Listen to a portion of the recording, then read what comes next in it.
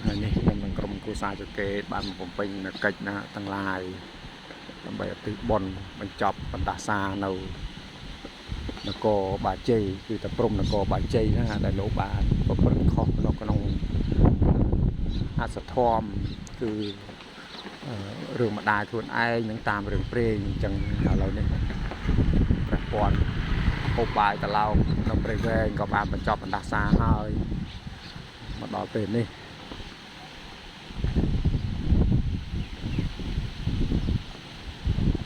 អង្គ1000នៅតកែវប្រស្ដាច់ហ្នឹងក៏បានបញ្ចប់ហើយមកដល់ពេលនេះនៅ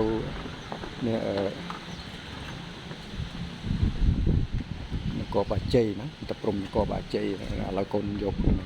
បញ្ញកម្មទាំងអស់យកមកចែកជូននៅទិសជូន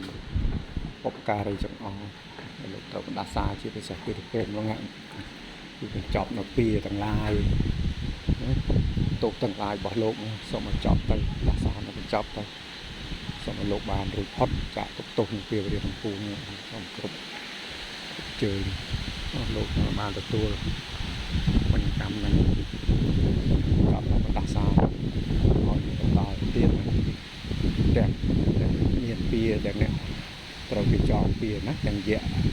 តាមយកត្រេកអរទាំងអស់ទាំងអាមលោកអាចអីលោកដីចិត្តតាគ្រប់ជាប់គ្រប់ថ្នាក់លោកបានទទួលអនុមោទនាត្រេកអរហើយបញ្ចប់ដាសានឹងនោះគ្នាគេសោយសម្បត្តិចិត្តទឹកស៊ូកលីអញ្ចឹងបណ្ដាសាអង្គរបាជ័យទៅព្រំមានចរិតនៅក្នុងបណ្ដាំព្រេងព្រឹត្តគឺរឿងព្រេង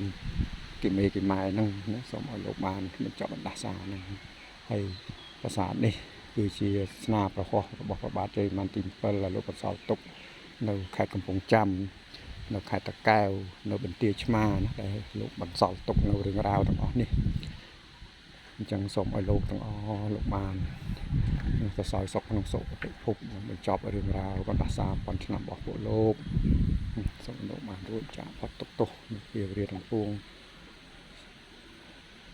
សូមពួកលោកបានសរសើរសម្បត្តិទឹកគ្រប់អង្គាបញ្ចប់ហើយណាអ្នកដែលមានបំណងបៀតបៀនចង់ថ្មីហ្នឹងក៏សូមចំណងថ្មីហ្នឹងគឺអ្នកណាអ្នកចង់អ្នកទទួលព្រោះបំណងចាស់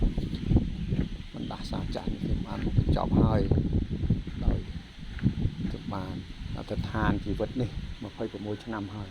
ឲ្យទៅពមេដាបបីដានិងពញាតកាយនេះទាំងអស់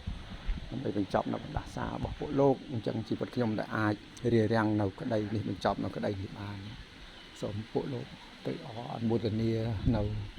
បរមត្ថបារមីដែលខ្ញុំបានបំពេញក្នុងជាតិនេះគឺអធិដ្ឋានហ្នឹងបរមត្ថបារមីហ្នឹងដែលខ្ញុំបានអធិដ្ឋានជីវិតនេះឲ្យទៅយៈគឺរាហូគឺក្រុងរាពណ៍ហ្នឹងបញ្ចប់បណ្ដាសារបស់ពួកលោកអញ្ចឹងសូមឲ្យបណ្ដាសានេះចប់ថ្ងៃនេះណាចុងបញ្ចប់ហ្នឹងសូមពួកលោកបានចប់នៅបណ្ដាសាប៉ុនឆ្នាំរបស់ពួកលោកសូមបើកនៅសីមាបើកនៅបណ្ដាសានាំពួកលោកទៅសោយសម្បត្តិទៅវិញណាសូមពួកលោកត្រេកអរអនុមោទនាមហាកុសលទាំងអស់នេះ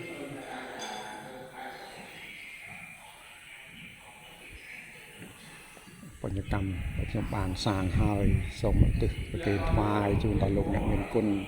និងញាតិមិត្តដែលលោកទៅបដិសន្ធិក្នុងទីឆ្ងាយនិងទីជិតមានបាបកម្មឬគ្រោះវិបត្តិយ៉ាងណាក្តីសូមឲ្យពួកលោកបានរួចរំដោះចាកផុតបាបគ្រោះទុក្ខទោសពាវរាពាតីបានទៅសោយសម្បត្តិទឹកក្នុងសួគ៌កេលីសំដោយក្តីដែលញាតិទាំងឡាយលោកប្រាថ្នាណាសូមឲ្យបានសម្រេចបំណងប្រាថ្នារៀងខ្លួនរៀងព្រះអង្គ